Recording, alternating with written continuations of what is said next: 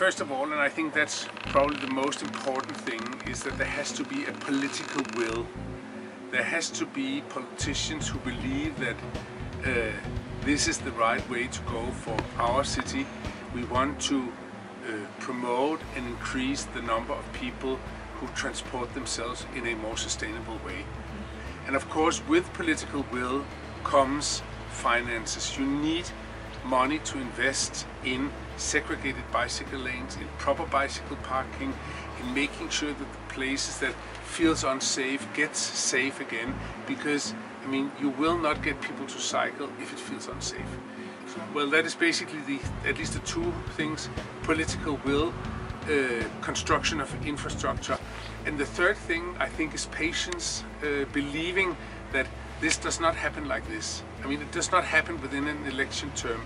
It takes about a generation to sort of build that infrastructure, build that mobility culture within your citizens.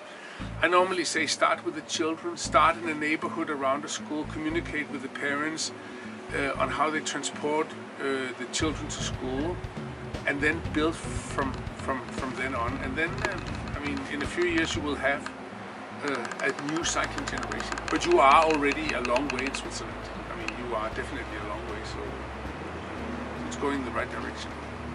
To start with the things where one is good, and for example, on cycling tourism, Switzerland is by far one of the best countries that I've visited, with a very, very good and structured and connected systems, with very good signs, very good connectivity to public transport and so forth.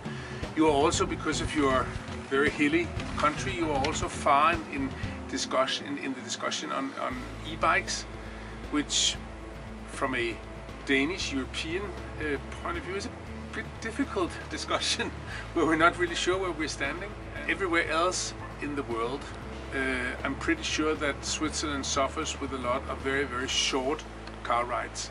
In Denmark, even though we're such a cycling country, in Denmark 30% of all car rides are 5 kilometers or less. I guess it's kind of the same here.